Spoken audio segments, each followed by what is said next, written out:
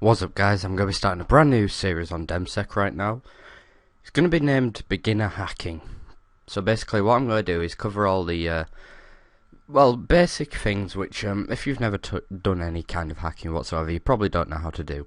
So in this episode we're going to be covering how to install Backtrack in a virtual machine. Yes, to those who are more intermediate, this is going to sound really mundane, but it's what some people need to know just to get started. So what you're going to do is fire up your web browser, hopefully it's not Internet Explorer, and you're going to go over to the two websites that are going to be in the in the description. The first one here is virtualbox.org. This is the hypervisor we're going to be used, so you can run virtual machines on your computer. And the next one is backtracklinux.org. So first off, we're going to go to virtualbox.org, go to downloads, and what we're going to do is download this one, and you're going to click save file. Once you've done that, you just go run through the installation. It's just like any other installation, it's just a next finish. It'll probably throw up some pop-ups. Anything that comes up, just click on install and everything's fine there. Then we're going to head over to Backtrack Linux, then we're going to go to downloads and click download, and it'll click select required version. We're going to click Backtrack 5 R2. We're going to select GNOME because it's most easiest to understand. Click 32-bit. That's just for convenience, and I know that everyone out there is going to be able to run 32-bit, so that's what we're going to do. We're going to go with that, and we're going to go for a direct download. Then you just go click download, and it'll start the download of the ISO. Obviously, I've already got both of those downloaded and installed. So here we've got Oracle VM VirtualBox, which is VirtualBox. And what we're going to start off by doing, we've already got a virtual machine here, but we're going to pretend like it's brand new. We're going to go to new, and this is going to bring up the virtual machine wizard. Going to go to next, and we're going to type in a name for it. What I'm going to do is call this YouTube BT5. If it doesn't automatically select it, go to Linux and Ubuntu, because that's what the new Backtrack's based off of. Go to next, and this depends on how much memory you have. So if you want to check your memory, go to properties on your computer. It'll say 4 gig here, or whatever, how much you've got. I recommend giving it about half, because some of the stuff you might be running might be intensive. I normally go for 2800 with my 4 gig of RAM on this computer. So I'm going to put 2800 megabytes of RAM in there, and we're going to want to create a startup disk because we're actually going to be installing Backtrack. So we're going to leave it as a VirtualBox disk image. Click next. Dynamically allocated. That's just good because it won't actually take up space on your hard drive until you've actually populated the space on the virtual hard disk. If it's fixed size, then you'll just have, as soon as you click next, it'll go off and take away however much storage you need. I recommend setting it to about 20 gigs for Backtrack. 8 gigs fine if you're just doing an install and that's it, but we're going to be wanting to do an upgrade and everything, get everything running up to date and that. So once we've got that set to 20 gig, we're just going to click create, and create again, and create again. We're going to have our new virtual machine. To start this up, you can either go to start, or I just prefer to double click it, and it's going to open up the virtual machine. Because this is the first time we're running it, it's actually going to give us the welcome to the first run wizard. Go click next, and it's going to tell us to select installation media. This is where we're going to click this little button here, and we're going to go to our downloads and select the ISO. So I'm going to click open on the ISO, click next, and click start. And now it's going to boot from the ISO, and when you get this, just click enter, then click enter again, and it's going to start loading up.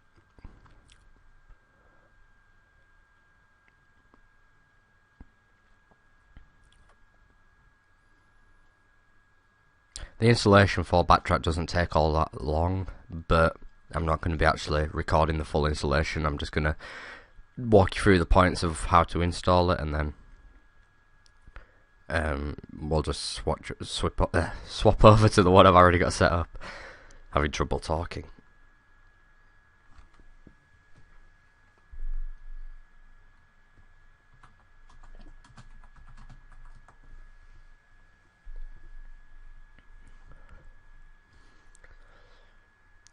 by default, the network interface for your virtual machine will be NAT, and that's completely fine. Sometimes I'd recommend putting it to bridged. Well, 99.9% of the time I'd recommend setting it to bridged, but for what we're doing now, NAT is completely fine. It's only when you actually start messing about with exploits when you're actually going to need bridged. So when we get to this prompt here, we're just going to type start X, just the letter X, and click enter. Now this is going to load up the user interface for Backtrack, which pretty much everyone's familiar with by now. So as you can see, this is the interface for Backtrack, and they've made it very easy in these versions of Backtrack. I remember in early Backtrack 4, where there wasn't actually an installer that actually worked, so what you'd have to do is manually copy all the files over. So we're just going to double click on the install Backtrack icon, and it's going to open the installer for us.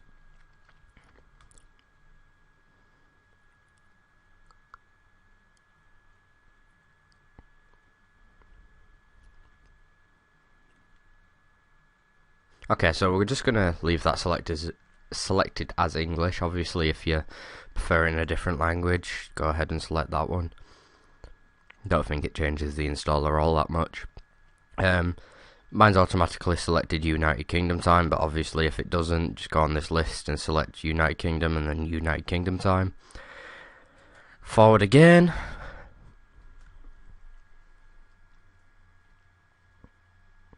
And this is where you select your type of keyboard. What I recommend doing is once you've got it selected, just try the at and speech marks, just because those are the ones that normally get flipped around if you do it wrong. Obviously you can see I've done that right, so we're going to click forward again.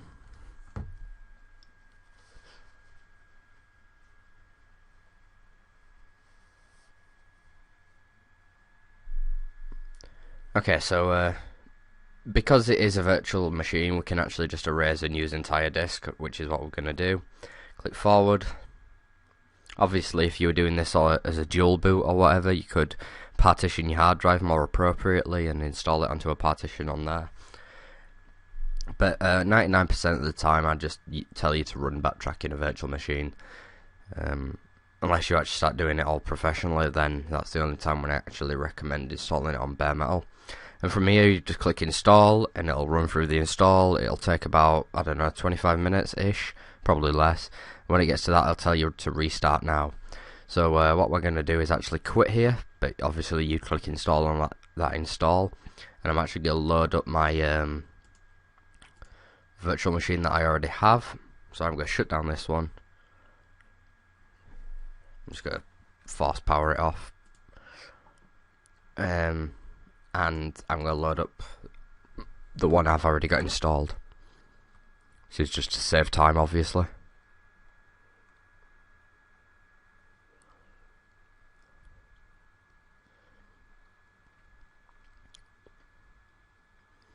I probably won't cut this video much, just because I want you to see the full process, and if I'm constantly cutting about everywhere, you may be confused. I don't know.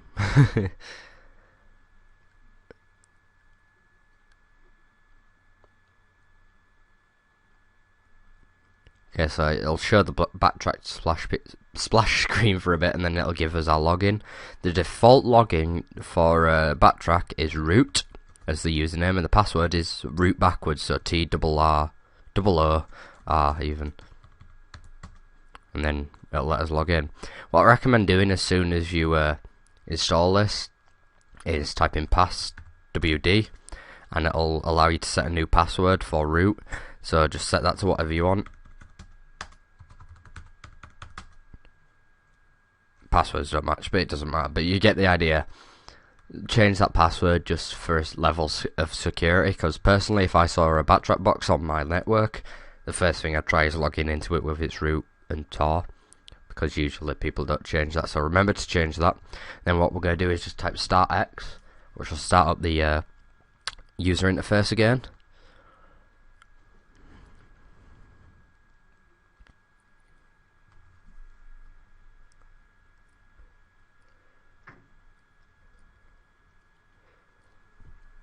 So once we've got Backtrack installed, what we're going to do is update it and make sure it is up to date. So what we're going to do is open this terminal here to click this button, and the first command we're going to run is apt-get update.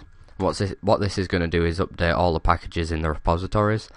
What a repository is just a server with loads of packages on. So as you can see, we're just going to download all these lists essentially. This isn't actually doing any upgrading to the system, it's just giving us some lists.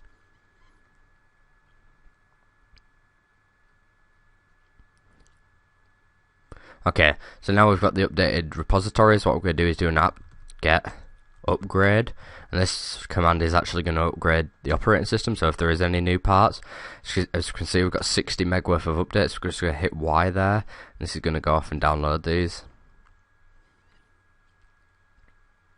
at a really low speed. I'm going to go ahead and say that's their fault. What you'll notice is sometimes you'll get really fast speeds and sometimes you won't, because I think it just randomly picks one of the mirrors. So sometimes you could be running at 700k like we are, well, less than 700k like we are here, and look, there we go, we're up to 1.2 meg there. So it just all depends on whichever repo it decides to choose.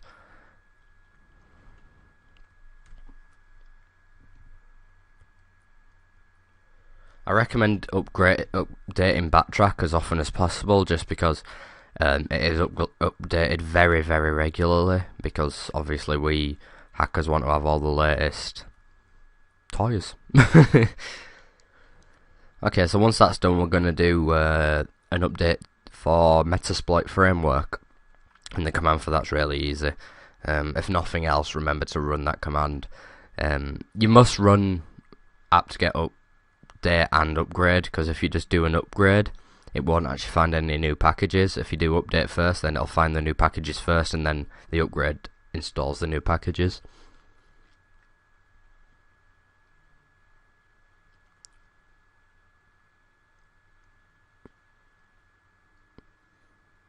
This can take a while to complete, especially first time, because it's going to have a hell of a lot of packages. I think this is getting towards the end now. I'm not sure, if I'm honest with you.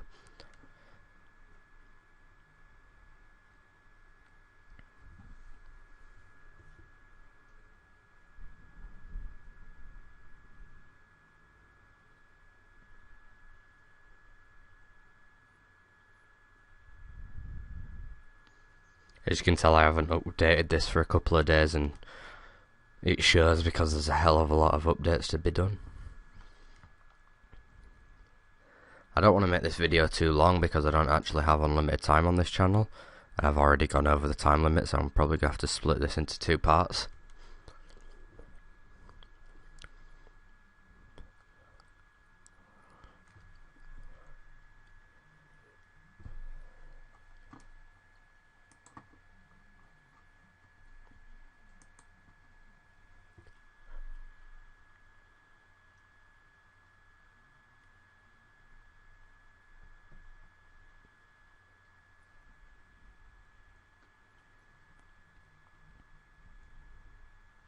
This just shows I've only had I updated this like at the weekend. It just shows you how often they update Backtrack. If I remember rightly, this is getting towards the end here. Usually Apache is one of the final things that gets upgraded. I may be talking about my backside there. Probably are. They've probably replaced the order or whatever. It shouldn't be too long left. It's only 60 meg of updates. I mean, the first time I updated it, I think it got more like 500, 600 meg worth of updates. So, yeah, I don't recommend trying to upgrade this on a slow connection, because then it's very boring.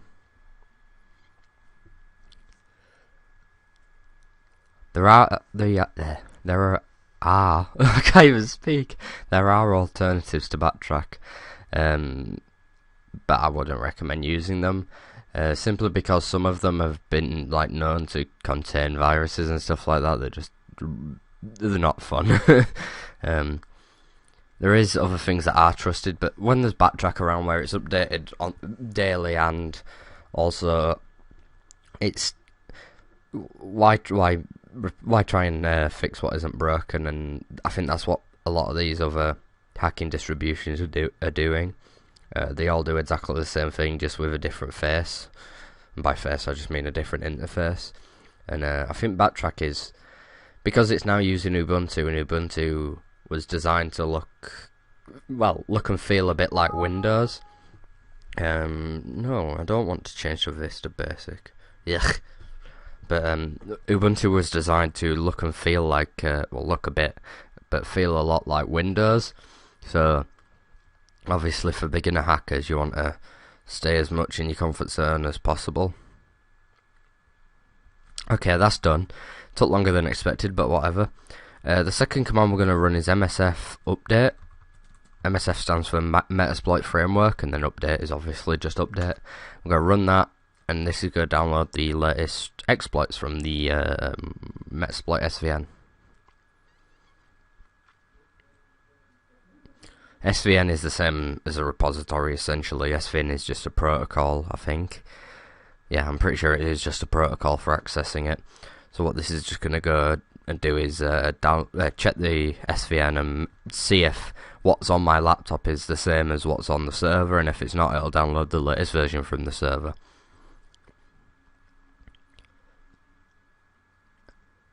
I think that's the reason why SVN is a lot better than just downloading the files manually, because if you download the files manually, you just end up downloading the same files you've already got. SVN actually compares the two versions and downloads whatever's missing from yours. So as we can see, we've got 1, 2, 3, 4, 5, 6 new exploits. So it just shows you how often Metasploit's been upgraded. So that's it, that's Backtrack installed and all updated and ready to go. From here you can start with your toys and fun. Next tutorial is going to be about Armitage and how to use it. Sorry, I just knocked the microphone a couple of times, but next tutorial is going to be about Armitage and how to use that. So I hope you've enjoyed this video, guys. I'll see you next time. Bye bye.